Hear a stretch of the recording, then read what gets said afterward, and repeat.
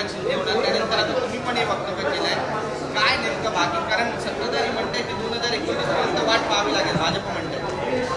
हे पहा कसं आहे, कोणत्याही पक्षाचे प्रमुख मुख्यमंत्री होत असेल तर कोणताही आमदार त्याला नाही बोलण्याचा प्रश्न नाही. आमच्या पक्षाचे मुख्यमंत्री होत असेल तर माझ्यासारख्या कार्यकर्त्याला त्याचा आनंदच होणार आहे. नाही, आता कसं आहे, एक वरिष्ठांची विचारविनिमय करणं, राज्याची कामं असतात, राज्याच्या कामासाठी बी आमचे नेते एकनाथ शिंदे साहेब दिल्लीला जातात, ते मोदी साहेबांशी भेटतात, एकनाथ शिंदे साहेब हे अमित शहा साहेबांशी भेटतात, अनेक वरिष्ठ नेत्यांशी भेटून राज्याच्या बद्दलची जी राज्याची अडचण असते, आणि शेवटी आम्ही अलायन्स पार्टनर आहे भारतीय जनता पार्टीचे, तर म्हणून काय भेटणं किंवा दिल्ली जाणं येणं याच्यामध्ये काही गैर नाही. पण मुंबईत महाराष्ट्रात प्रश्न सुटत नाहीये, दिल्लीला जावं लागतं. संभाजीनगरच्या जिल्हा बँकेमध्ये शिवसेना भाजप विरोधात एकमेकांचे अर्ज दाखल केले गेले तिथल्या सदस्यपदासंदर्भात, आणि आता तिथे अशा स्वरूपाचा सूर निघाला की यापुढे आता भाजप शिवसेना युती करायलाच नको वारंवार.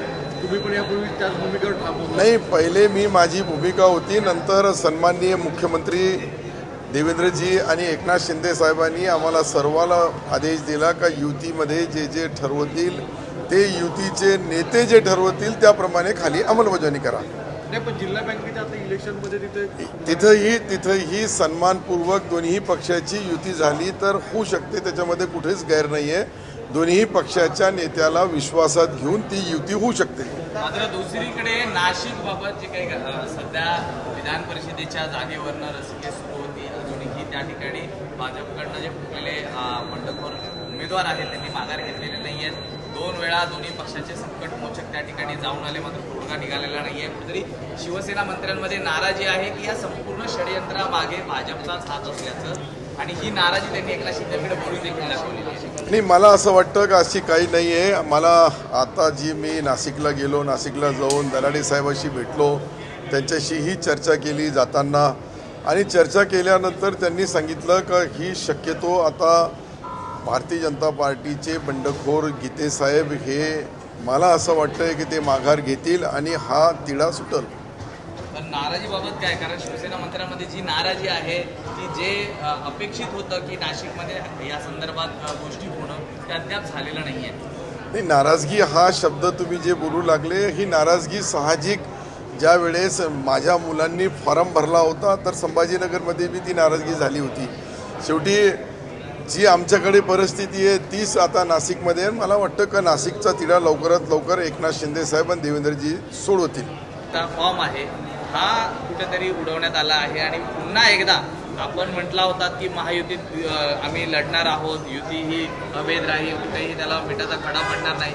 मात्र आता जो फॉर्म बाजूला काढण्यात आलेला आहे, पुन्हा एकदा आपली ती नाराजी असणार आहे का, आणि त्याला आपण नेमकं कुणाकडे त्या संदर्भात तक्रार करणार आहोत? नाही, मी मुंबईला आल्यानंतर मला ते समजलं, आणि DDR साहेबांनी जो तो रद्द केला त्याची कारणं पाहिली तर माझ्या मुलाचा त्यांनी जे रद्द केला त्यांनी सांगितलं का तुम्ही तुमची इमारत जिल्हा मध्यवर्ती बँकेला भाड्याने दिलेली. ज्या वेळेस तो सदस्य नव्हता त्यांनी जिल्हा मध्यवर्ती बँकेला भाड्याने दिली. जिल्हा मध्यवर्ती बँकेला नोटीसही दिली का माझी बँक खाली करून द्या, आता मला निवडणूक लढायची आहे बँकेची. त्यांनी सांगितलं शेतकऱ्यांचे कर्ज वाटप चालू आहे, शेतकऱ्याची कर्जमाफी चालू आहे. अशा परिस्थितीमध्ये एकदम खाली करता येणार नाही. परंतु तो जो नियम 57 त्यांनी जे दाखवला, नियम 57मध्ये अशी कुठेही प्रोव्हिजन नाही आहे. ज्या वेळेस मी सदस्य झाल्यानंतर त्याचा काही बेनिफिट घेत असेल त्या बँकेचा तर मला मग त्या 57 नियम लागतो. परंतु आता शेवटी राजकारण आहे, राजकारणामध्ये अशा घटना देखील मोठं राजकारण उघडपणे भाजप विरोधात घेतलेली भूमिका होती, त्याच्यामुळे या सगळ्या गोष्टी घडल्यात का? जोपर्यंत मी याची पूर्ण शहानिशा करणार नाही तोपर्यंत हे सर्व, आणि ते काय अंतिम निर्णय नाही ना.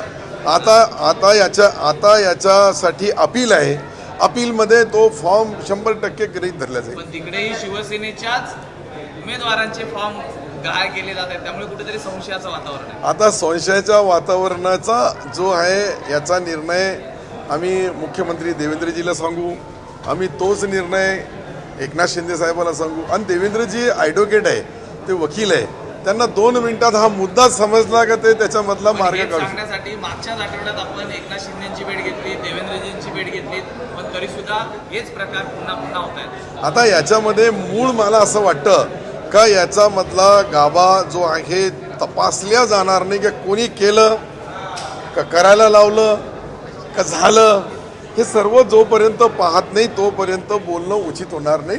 आणि मी आताच जसं 11:30ला मला माहीत पडलं, तर 11:30ला माहीत पडलं, त्याची मी पूर्ण शहानिशा केली. त्यांनी सांगितलं की यांनी बिल्डिंग ज्याची भाड्याने दिलेली आहे म्हणून हे बँकामध्ये पुढे आले, तर ते आता काय बँक घेऊन घेणार का बँकेचे खाली करणार, असा काही तो मुद्दाच मला म्हणजे मला तर हसूच येतं अशा मुद्द्यावर. ते काय बोलावं त्याच्यामध्ये.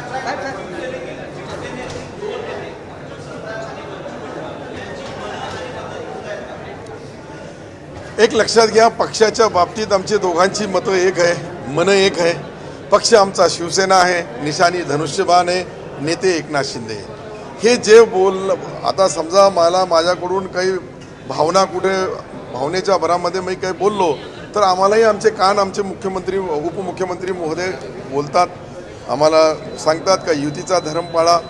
आता हे सर्व झाल्यानंतर युतीच्या धर्मामध्ये युती याला आहे का जबाबदार हे बघितल्याशिवाय आम्ही बोलणार नाही. राहिला प्रश्न ते जे बोलले बच्चू कडू, त्यांच्या नेत्याला माझ्या नेत्याला मुख्यमंत्री व्हायचं असेल तर कोण नाही बोलणार. तुमच्या तोंडात एकनाथ शिंदेचा उल्लेख आता हे चुकून मुख्यमंत्री असंच झालं. आता इतके वर्ष आम्ही 2.5 वर्ष मी मंत्री होतो, आदरणीय सन्माननीय एकनाथ शिंदे साहेब मुख्यमंत्री होते, तर आम्हाला ती सवयच लावलेली आहे की त्यांना मुख्यमंत्रीच बोलतो आम्ही.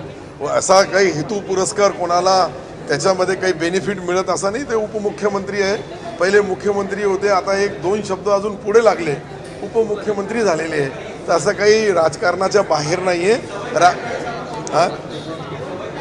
आता ईश्वर अल्लाह भगवानला माहीत आहे तसं मनातले मुख्यमंत्री. एक लक्षात घ्या, ज्या वेळेस ते 22 ते 24 पर्यंत मुख्यमंत्री होते त्यावेळेस त्यांनी मुख्यमंत्री म्हणून आपले कर्तव्य चांगले पार पाडलेले, म्हणून आमच्या तोंडातून कधीही त्यांचं नाव मुख्यमंत्री म्हणून येतं.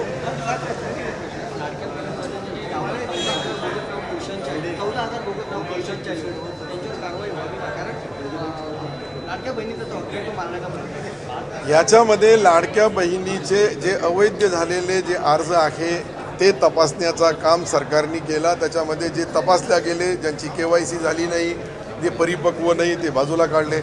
आता काही लाडले भाऊ बी त्याच्यामध्ये घुसले, तर लाडल्या भावाच्या बद्दल मुख्यमंत्र्यांनी जो निर्णय घेतलेला आहे ते तुम्ही पाहिला. आता त्या निर्णयाची अंमलबजावणी कशी होती हे तुम्हाला मला सर्वाला पाहायला मिळेल.